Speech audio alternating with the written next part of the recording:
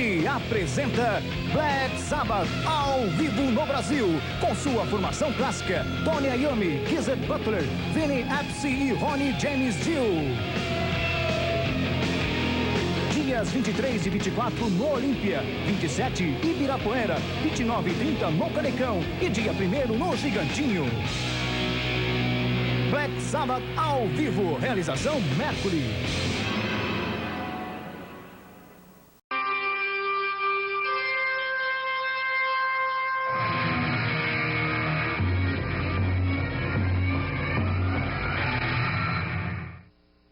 One, 2, 3, 4. We are Black Sabbath, and you're watching MTV. 3, 4.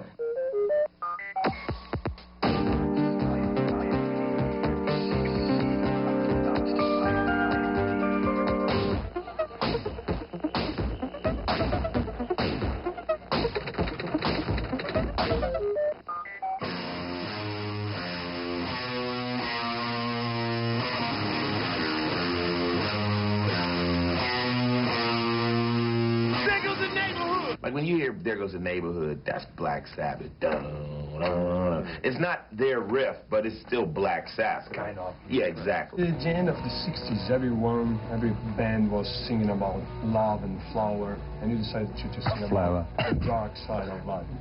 Why did you decide that? Because basically we were fed up of hearing songs about love and all that, so we wanted to hear something else, and the only way we could do it was to write our own version of it, and that's the way it came about. And when we started writing our own songs, Tony came out with like these ultra heavy riffs, and so we needed ultra heavy lyrics to go with it, and that's the way it sort of came out. This is the fact of you live in Birmingham, influence any? I don't think so, because you have bands like ELO and Moody Blues, you know, all different sorts of UB40, it's all different sorts of music, really. I think that Birmingham had a really big music scene. Scene, man. And there's just lots of clubs there, but a lot of it was soul and disco sorts of music, and there was only a couple of blues clubs. We were into the blues side of it, so that's where we used to go and see bands and probably got our influences, and then decided that we had to do our own stuff because there was nowhere for us to go, really. In fact, I think where we first took off, we had to go to Germany and places like that in the early days to start playing. Because in England, there wasn't much happening for us, you know, there's just a couple of clubs you could play. So we'd sort of go off to Europe for months on end. You changed the name of the band in the middle of tour in Germany. Well, we changed the name because what happened, there was another group called Earth at the time, another band called Earth, and we got booked as this other band, and they were a pop band. A pop band? Yeah, and we ended up to turn up at this gig to play, and we were, of course, the wrong band, and they'd all got bow ties on and all dressed up, all these people. You were expecting the other. They were expecting the other. So anyway, we got on and played, and we just died. I mean, you know. So after that, we decided to change the name. What about Tony Iommi? Where did you find him, or he found you, or were you? I went to school. You had a band with Geezer Butler before. I was in a band called Rare Breed with Geezer. Tony was in a band called no. Mythology. He had a band called Mythology, and they broke up, and I broke up with Geezer, and we formed. And originally, Black Sabbath was a six-piece. We used to play jazz blues. We had a bottleneck with slide guitar player, saxophone player, Tony, Geezer, Bill, and me. We used to just play bars and pubs and clubs in Germany. Just blues stuff, and we just evolved from that. When did you start, like, think about more theatrical? Theatrical thing, like. Because Sabbath was not that. That was my wife. My wife comes from a very musical family. Her father was in vaudeville. She was a childhood actress, and she was I mean, if you remember when I was with Sabbath, I would just stand there in the corner singing, but she said to me, here's a microphone with no lead, run. I thought, what do I do? Just run around, just play the thing. I mean, behind every great man there is a great woman, and my wife is certainly a great woman. She was she made me catapult into this whole new world, because I would hold onto my microphone with Sabbath for security. Now, it's like when you get a child that learns to walk, you hold him by the hands and you let him go and he starts to walk. And she taught me to walk. She just told me to work my audience. And I always wanted to, but I was afraid. Because with Sabbath, it was very restrictive, because you would... Tony and Iommi would get down on you if you did something out of the unusual, because it wasn't the vibe, you know, boring.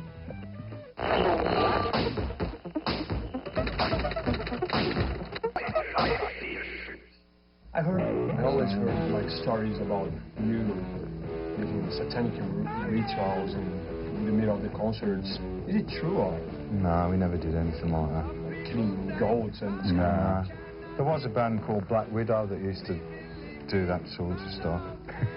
But we, you know, and their music was crap, but our music was great. You didn't like them? We just let our music talk for us.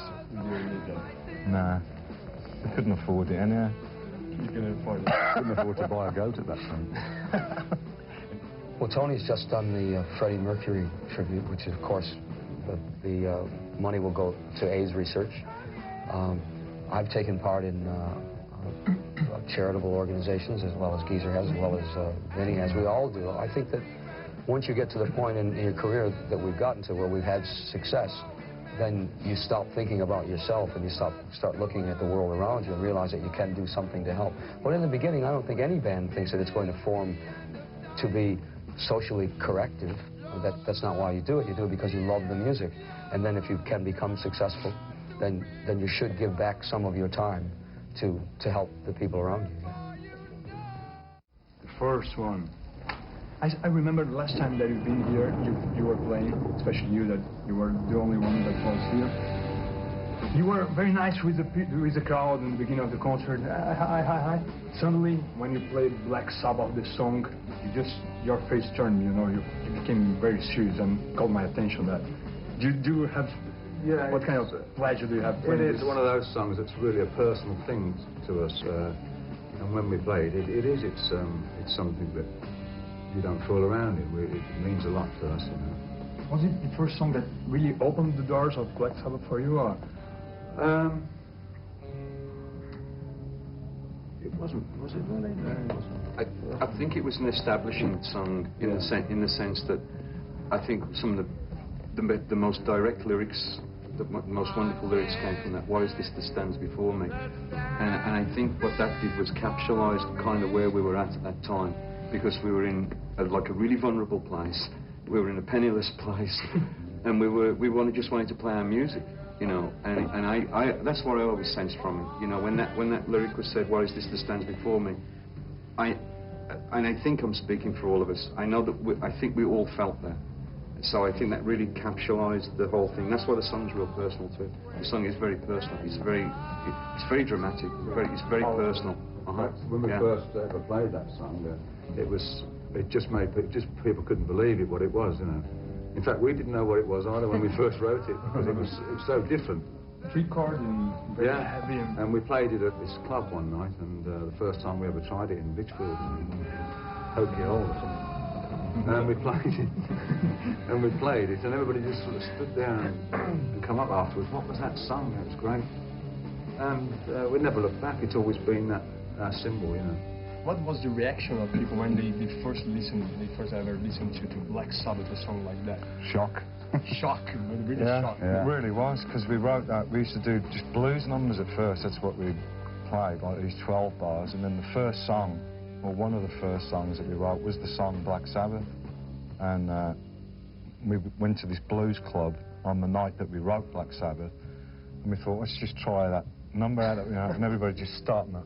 It's like amazement, and we knew that we were doing something good, you know, on the right way. Did they like it? Oh, yeah. Well, afterwards they were coming up saying, oh, we really like that. What was it, you know, what is it?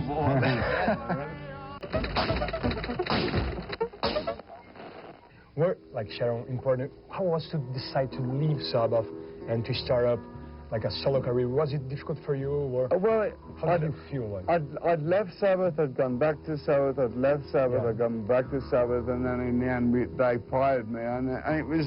You got fired from yeah, but it was kind of, it was, I got fired, but then I wasn't really, I wanted to get fired. I wasn't really unhappy. Well, I was, but I wasn't.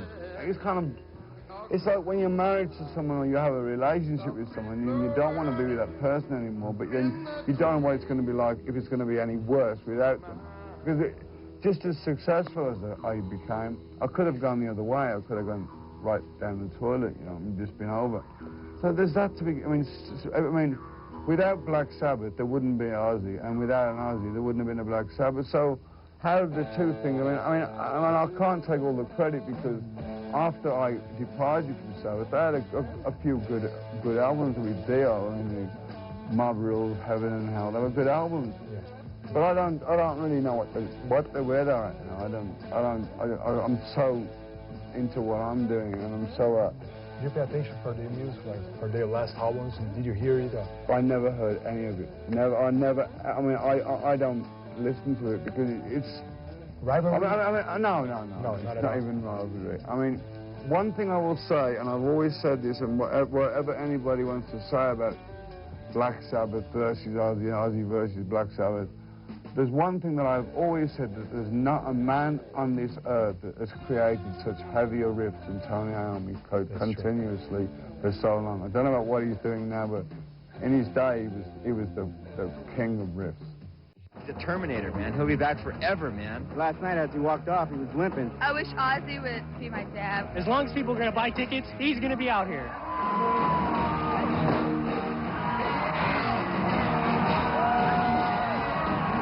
With such an overwhelming feeling of optimism, it's hard to believe that this was the last night of Ozzy Osbourne's No More Tours tour. So is this the last fans will be hearing of the metal veteran? I don't know what's in the pipeline. I had to come to a decision that I can't. I've stepped off the wheel.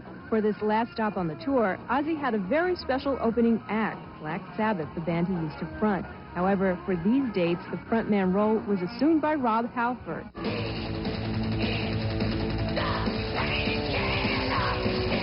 Show, you know, and then when Rob put up to do it and was rehearsed, we knew straight away as soon as we got together, it was great.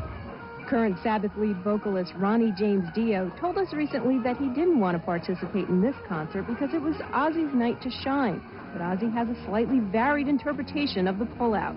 Ronnie wouldn't do it. I don't know for what reason. I'm not in the game of slugging people.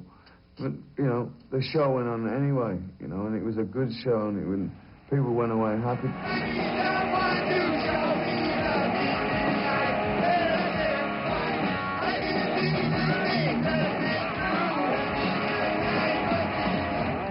The crowd keeps me going. I mean, even when I'm down in energy, and that crowd lifts me above my whatever pain or whatever I'm going through. After the Sabbath Halford set, Ozzy and his band wowed the crowd for an hour and 45 minutes. And for the finale, Ozzy reunited with the original Black Sabbath for a half hour. We got Black Sabbath back, man! What is this that stands before me? When we walked on the stage, the audience was just like, ah. It was a lot of fun, and everybody's changed so much, you know. Before we were all this lunatic, drunken, drug addict wrecks, but it's like, now we're just learning we're not drug addict wrecks anymore. So is this the final stop in Ozzy's touring career? Don't count on it. I've now have the opportunity to get off the treadmill for a while and be John Michael Osbourne for a while, which I haven't been since I left school.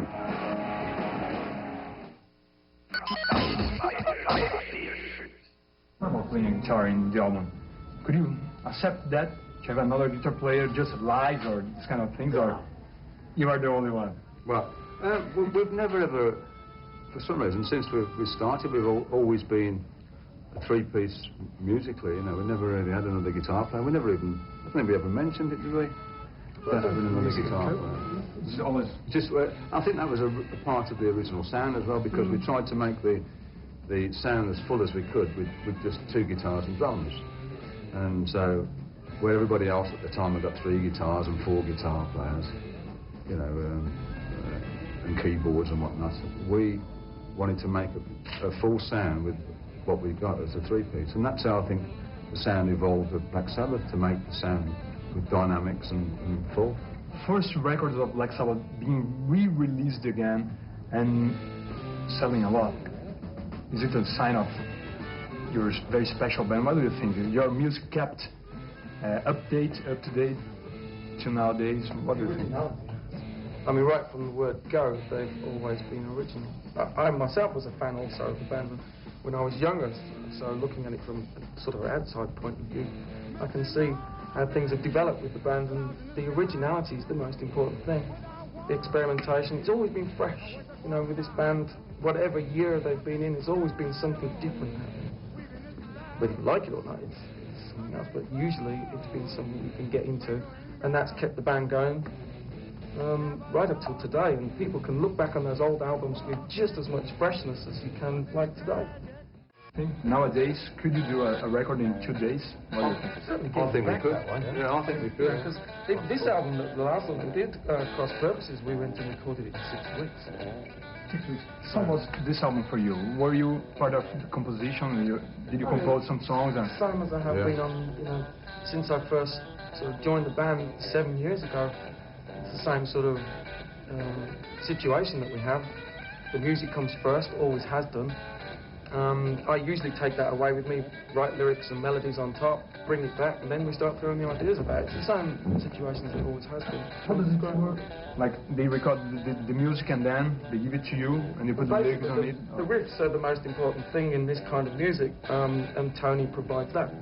And where he comes up with the ideas from, nobody's really quite sure. It's like this endless pool of tapes, you know, bags and bags of tapes that we can sort of pull them out and keep pulling them out and just keep pulling riffs out for days.